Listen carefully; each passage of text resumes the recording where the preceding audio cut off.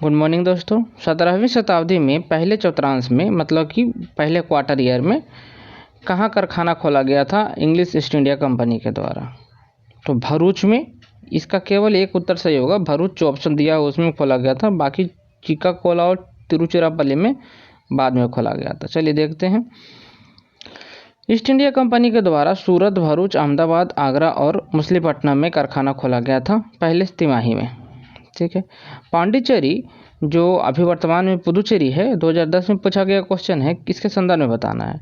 पुदुचेरी पर कब्जा करने वाला प्रथम जो यूरोपीय था पुर्तगाली था।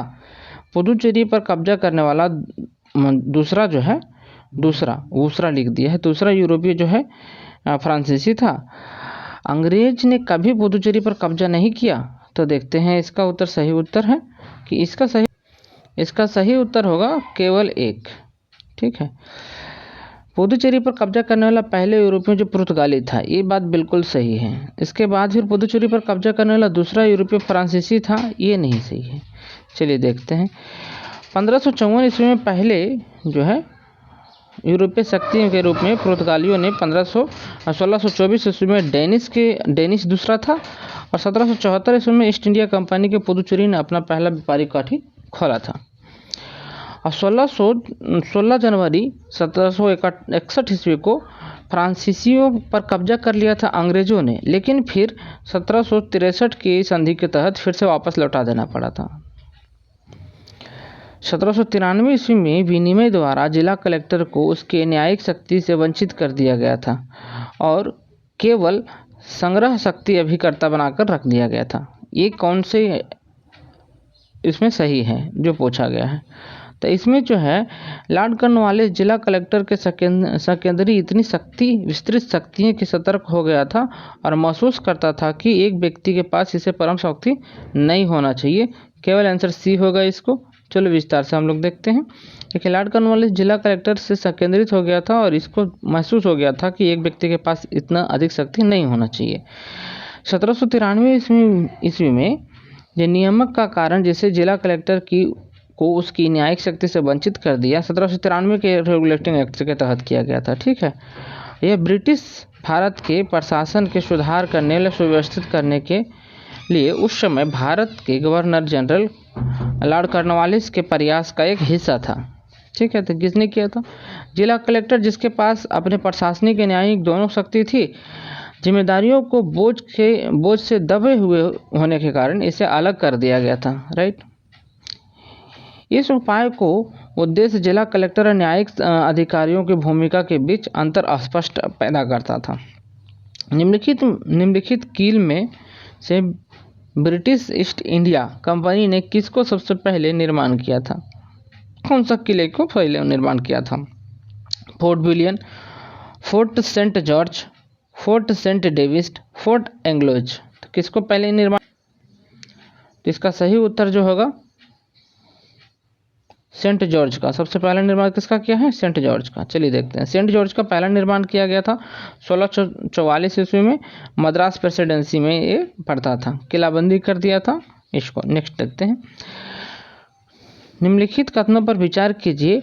2007 में पूछा गया क्वेश्चन है। रॉबर्ट क्लाइव बंगाल के प्रथम गवर्नर जनरल थे।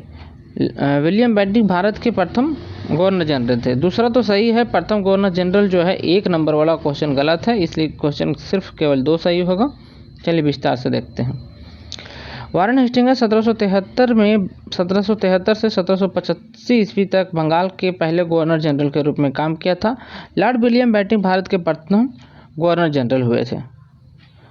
निम्नलिखित यूरोपियनों में से कौन सा स्वतंत्रता पूर्व भारत के व्यापारिक रूप में सबसे अंतिम में आया था? ठीक है।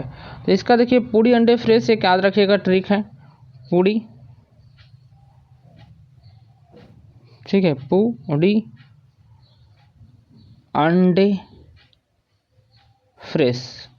सबसे लास्ट में कौन आया था? तो सबसे लास्ट में जो आने वाला है फ्रेश के अनुसार क्या होगा? फ्रांसीसी होता है, तो फ्रांसीसी सबसे लास्ट में आया था। सही उत्तर फ्रांसीसी होगा। चलिए देखते हैं।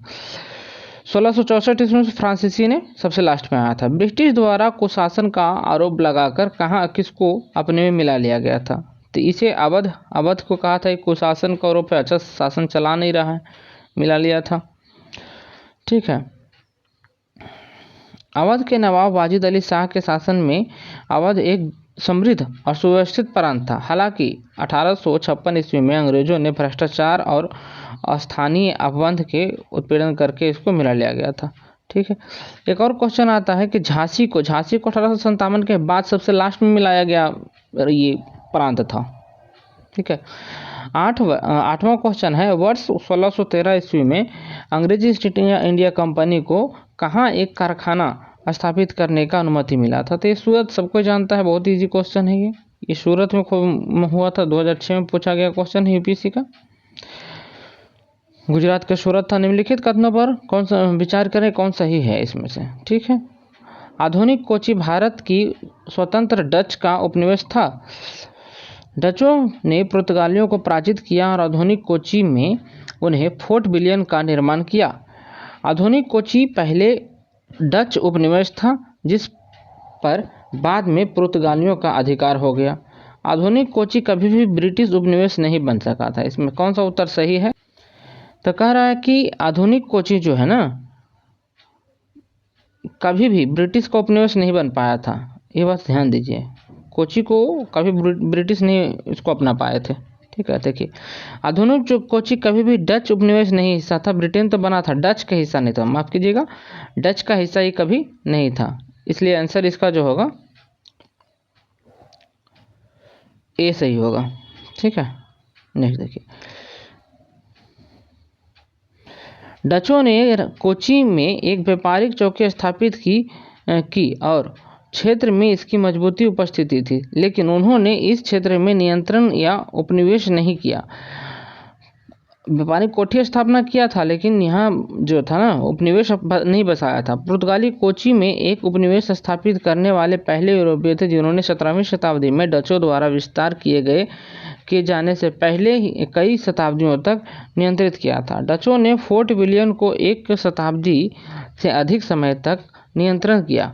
फोर्ट विलियम जो है, फोर्ट इमानुएल और फोर्ट विलियम सहित कई किलाबंदी का निर्माण भी किया था। बाद में अंग्रेजों ने इस क्षेत्र का अधिकार कर लिया और कोची ब्रिटिश भारत का हिस्सा बन गया था। तो इसका डच जो है ना, ये उत्तर सही होगा। ठीक है। चलो, भारत में फ्रांसीसी ने अपने पहले कारखाना निम्नलिखित में से कहाँ स्थापित किया था? 2003 का पूछा हुआ क्वेश्चन है। तो ये कहाँ किया था? सूरत में। कब किया था ये जानते हैं आप लोग, पहले बता चुका हूँ मैं। भारत में यूरोपीय शक्ति के परिवेश के संदर्भ में निम्नलिखित में से कौन सा कथन सही है? तो यूरोपीय शक्ति के परिवेश के संदर्भ में जो सही कौन सा कथन है, नहीं कौन सा कथन सही है? तो इसमें है पुर्तगाली 1499 ईस्वी में गोवा पर कब्जा कर लिया था। नहीं, 1499 में गोवा पर कब्जा नहीं किया था, ये 510 ईस्वी में करता है कब्जा, इसलिए ये गलत हो गया। 510 में पुर्तगाली गोवा पर कब्जा करते हैं। हुबली को बंगाल की खाड़ी में समुद्री लूटपाट के लिए अड्डा बना दिया था। ये कौन सा लोग थे? तो पुर्तगाली लोग थे, एक समुद्री लूटपाट के अड्डा बनाते थे। ठीक है। 15वीं शताब्दी के अंत तक इन्होंने बहुत ही विस्तार पूर्वक हुबली को लूटा गया था। देखिए, दूसरा क्वेश्चन आ गया, निम्नलिखित में से किस एक्ट के द्वारा बंगाल के गवर्नर जनरल को भारत के गवर्नर जनरल के रूप में आहतन किया गया, अभिहित कर दिया गया था? 1833 के एक्ट आया था। इसमें कहा गया था कि बंगाल के गवर्नर जनरल जो हैं भारत के गवर्नर जनरल कहे जाएंगे और ब्रिटिश ईस्ट इंडिया कंपनी के क्षेत्रों के नियंत्रण को एक ही प्राधिकरण के तहत समेकित करके भारत के ब्रिटिश प्रशासन को केंद्रीकृत कर दिया गया था। भारत का गवर्नर जनरल भारत के सर्वोच्च रैंकिंग वाला ब्रिटिश अधिकारी बन गया था। ठीक है। चलो, भारतीय इतिहास के संदर्भ में निम्नलिखित में से कौन सा कथन सही है? हैदराबाद राज्य से आराकोट की निजामत का उदय हुआ था। ठीक है। विजयनगर साम्राज्य में मैसूर राज्य का उदय हुआ था। रुहेलखंड राज्य का गठन अहमद शाह दुरानी द्वारा किया गया था। इनमें से कौन सा क्वेश्चन सही है या तो है? 1 और 2 दोनों सही होगा। हैदराबाद राज्य से आराकोट के निजामत का उदय हुआ था और दूसरा विजयनगर साम्राज्य से मैसूर राज्य का उदय हुआ था। ये दोनों उत्तर सही हो जाते हैं। नेक्स्ट देखते हैं विस्तार से। तो आरकोट का निजामत हैदराबाद राज्य से उदय हुआ था। मैसूर राज्य का निर्माण जो है विजयनगर साम्राज्य से हुआ था। आरकोट का निजामत भारत का एक राजा था जो हैदराबाद के निजामत का सहायता करता था। मैसूर साम्राज्य दक्षिण भारत का एक राज्य था जो 17वीं शताब्दी में विजयनगर साम्राज्य के पतन के बाद उभर कर आया था। कथन एक सही है।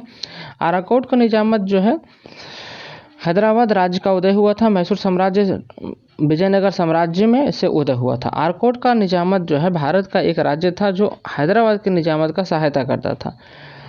मैसूर राज्य दक्षिण भारत का एक राज्य था जो 17वीं शताब्दी में विजयनगर साम्राज्य के पतन के बाद उभर कर आया था। 1721 ईस्वी में गिरते मुगल साम्राज्य के तहत रुहेलाखंड साम्राज्य का उदय हुआ था। 1774 के अस्तित्व में आ रहा जब अंग्रेज द्वारा विलय से इसकी काफ़ी कम सीमाओं को रामपुर में रियासत में बदल दिया गया था। रामपुर रियासत में बदल दिया गया था किसको? तो रामपुर रियासत में रिहलखंड को रियासत को बदल दिया गया था। ठीक है। लॉर्ड वेलेस्ली द्वारा लागू की जाने वाला सहायक संधि के संबंध में निम्नलिखित में से कौन सा कथन सही नहीं है जो पूछ रहा है? तो इसमें कह रहा है कंपनी के लिए एक नियत आय का प्रबंध करना। कंपनी के लिए एक नियत आय का प्रबंध करना, ये बात सही नहीं है। समझे? आंसर नंबर सी सही होगा इसका। चलिए देखते हैं। सहायक संधि या हस्तक्षेप नीति थी जिसका उपयोग लॉर्ड वेलेस्ली ने रियासत को अंग्रेजी नियंत्रण में लाने के लिए किया था। ठीक है। 18वीं शताब्दी के मध्य ईस्ट इंडिया कंपनी के द्वारा बंगाल में निर्यातित प्रमुख पण्य पदार्थ कौन सा था? स्टेपल कमोडिटी कौन था? पण्य पदार्थ कौन सा था? तो इसमें देखिए कपास है ना, रेशम है, सोरा है, अफीम है। ये सब इसको बंगाल में निर्यात किया जाता था, इसको बंगाल से भेजा जाता था। ये पण्य पदार्थ है।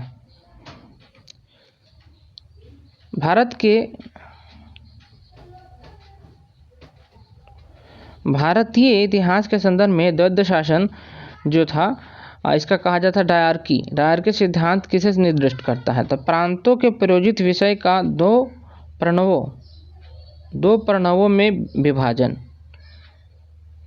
विभाजन। प्रांतों के प्रयोजित विषय को दो प्रवर्गों में विभाजित कर दिया गया। मतलब प्रांत था, उसके जो विषय था वो दो भागों में विभाजित कर दिया गया था। कौन कौन? एक खाता सैन्य पावर रहेगा, एक चलित जो शिक्षा आज जो है ना राज्य सरकार की सूची के विषय में जो रहेगा राज्य के पास, केंद्र सरकार की सूची में जो गवर्नर के पास रहता था, अंग्रेज के पास। देखिए भारतीय दो शासनों में विभाजित कर दिया गया था। ये सिद्धांत 1919 के तहत लाया गया था।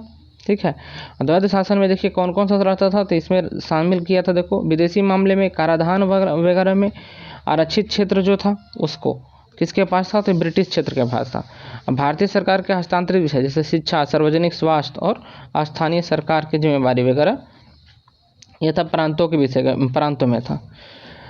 अहमद शाह अब्दाली भारत पर आक्रमण करके पानीपत के तीसरी लड़ाई तत्कालीन कारण क्या था? देखिए इसका तत्कालीन कारण बहुत ही विचित्र है, आप बढ़िया से समझिएगा।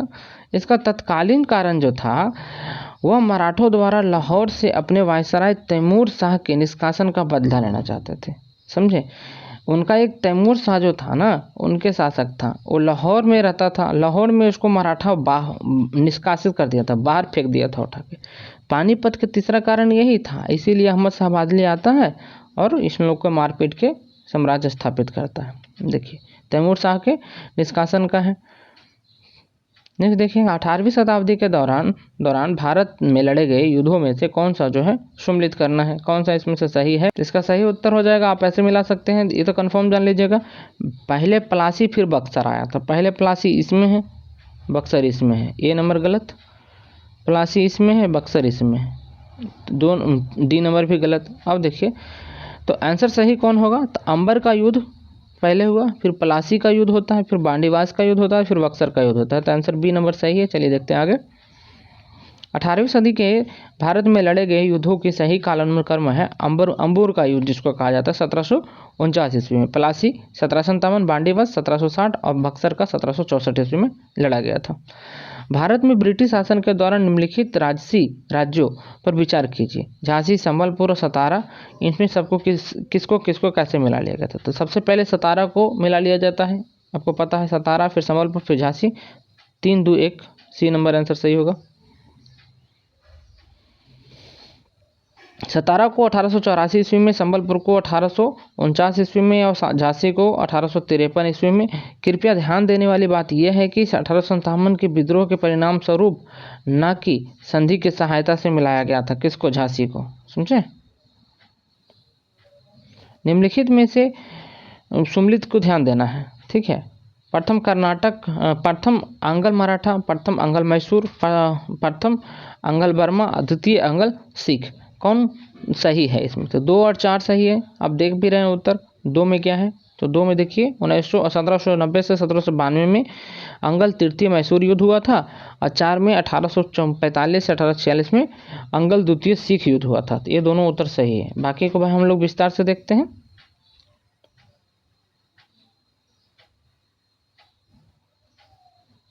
देखिए, प्रथम अंगल मराठा युद्ध जो है 1775 से 1782 ईस्वी तक। प्रथम अंगल सिख युद्ध जो है 1845 से 1846। द्वितीय अंगल सिख युद्ध जो है 1848 से 49 तक चलता है। निम्नलिखित कथनों पर विचार करना है। पानीपत के तृतीय युद्ध जो अहमद शाह अबादली ने इब्राहिम लोदी को पराजित किया था। ठीक है, तृतीय युद्ध में इसमें कौन सा कथन सही है जो पूछ रहा है? तृतीय अंगल मैसूर युद्ध में टीपू सुल्तान की मृत्यु हो गई थी। प्लासी के युद्ध में सिराजुद्दौला को पराजित कर मीर जाफर ने अंग्रेजों से मित्रता का षड्यंत्र किया। इसका सही उत्तर होगा केवल 3 सही होगा। कैसे? प्लासी की युद्ध में नवाब सिराजुद्दौला को पराजित करने के लिए मीर जाफर ने अंग्रेजों से मित्रता कर लिया था। ये सही है। ठीक है, नेक्स्ट देखते हैं। पानीपत के तीसरा युद्ध 14 जनवरी 1761 ईस्वी को अहमद शाह अबादली और शिवराव भाऊ के नेतृत्व में हुआ था। देखिए, एक और आता है क्वेश्चन, कौन सा है? शिवराव भाऊ जो है इनके नेतृत्व में हुआ था, मराठा। चौथा अंगल मराठा युद्ध में टीपू की मृत्यु होती है, ना कि तीसरा में। ठीक है, 1799 ईस्वी में थे। प्लासी का युद्ध जो हुआ था 23 जून 1757 ईस्वी को होता है। सिराजुद्दौला अंग्रेज के बीच में होता है। मीर जाफर इसको अंग्रेज के षड्यंत्रकारी साबित होता है और जीता देता है युद्ध को। शाह आलम द्वितीय ने साम्राज्य के प्रारंभिक वर्ष अपनी राजधानी से दूर व्यतीत किया था। कथन 1 है, उत्तर पश्चिम प्रांत में विदेशी आक्रमण का भय लगा रहता था। तो कौन इसमें सही है? तो इसका सही उत्तर होगा 1 सही है, परंतु इसका जो कथन कारक जो है गलत है। तो आंसर सी सही होगा। चलिए देखते हैं विस्तार से। शाह आलम द्वितीय ने आरंभिक वर्ष में निजामत खान रहेला के डर के कारण अपनी राजधानी से दूर रहकर सम्राट के रूप में व्यतीत किया था। दिल्ली की बहुत शक्तिशाली शासक था। कौन? निजाम। ठीक है, इस तरह से क्वेश्चन खत्म हो गया। हम लोग 20 क्वेश्चन को कर चुके हैं। थैंक यू दोस्तों। चैनल को लाइक से सब्सक्राइब कर लीजिएगा।